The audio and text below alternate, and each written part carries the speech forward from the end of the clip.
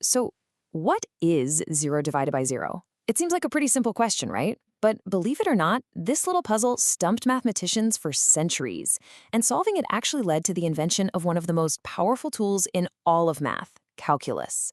So let's dive in and see why. Okay, let's take a look at this function. F of x equals x squared minus 9, all divided by x minus 3. Seems harmless enough, but watch what happens when we try to plug in x equals 3. Up top, we get 3 squared minus 9, which, yep, is 0. And on the bottom, we get 3 minus 3, which is also 0. So we're left with this 0 divided by 0.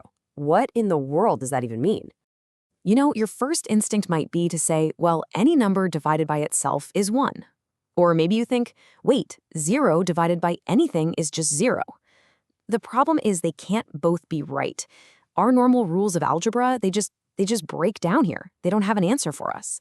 We need a totally new way to think about this. Now, before we can find the solution, we've got to get our vocabulary straight. So let's talk about the difference between undefined and indeterminate. It's like a tale of two different kinds of zeros. Okay, on the left, you've got something like 2 divided by 0.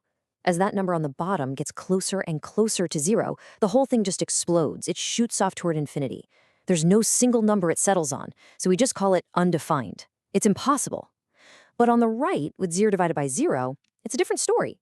If you think about the equation 0 equals 0 times x, well, x could be times anything. It could be 1, it could be 2, it could be -5. It always works. So instead of having no answer, we have too many possible answers. We call this indeterminate. So, to put it simply, undefined is basically a mathematical stop sign, a dead end. But indeterminate, that's a clue. It's the universe telling us, hey, you need to look at this problem a different way. There's more to the story. And get this, 0 over 0 isn't flying solo here. It's part of a whole family of these indeterminate forms that show up all over calculus. They're the little mysteries and puzzles that really drive the whole subject forward. So, how do we solve these puzzles? Well, we use one of the most powerful and honestly beautiful ideas in all of mathematics. It's all about getting infinitely close. And that big idea is called a limit. See, a limit isn't about what happens exactly at a specific point. It's about what value a function is approaching as you get closer and closer and closer to that point. It's kind of like predicting where a road is going by looking at the path leading up to it. Right, this is the core of it. The genius idea isn't to try and stand right on that broken spot at x equals 3. The idea is to just sneak up on it, get infinitely close from both sides and see where the function seems to be pointing. So we can creep up on 3 from the left side, using values like 2.9, then 2.99, then 2.999, and so on. Or we could come at it from the right side, with 3.1, then 3.01, and 3.001. If both of these paths are heading towards the exact same number, well, then that number is our limit. Okay, we have our brand new tool, so let's go back to our original function and finally solve this mystery once and for all. And here is where the real magic happens. We take our original function. Now, with just a little bit of algebra, we can factor that top part, the x squared minus 9, into x plus 3 times x minus 3. And look, now we can cancel out that troublesome x minus 3 term from both the top and the bottom. What we're left with, x plus 3, is a new function that is identical to our first one everywhere except at that one problem spot, x equals 3. So now we can ask, what value does this new function approach as x gets close to 3? Well, we just plug it in. 3 plus 3 is 6. And if you look at it visually, it becomes even clearer. The graph of our function is just a simple straight line, y equals x plus 3, but with one tiny point missing. There's literally a little hole in the graph, right at x equals 3. The function isn't defined there, but the limit tells us the y value of that hole. It tells us exactly what number would plug that gap perfectly. And that number, that y value, is 6. So really, that's the best way to think about it.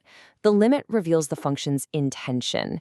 Even if the function can't technically get to a certain point, the limit tells us exactly where it was headed. All right, so that's the theory, but how do you actually use this stuff when you see a problem? Let's walk through a quick, practical strategy. It's really just a simple 3-step process. Step 1, and this is important, always just try plugging in the number directly. Sometimes it just works. Step 2, If and only if you get that indeterminate 0 over 0 form, then it's time to simplify the function with some algebra, like we did with factoring. And finally, step 3.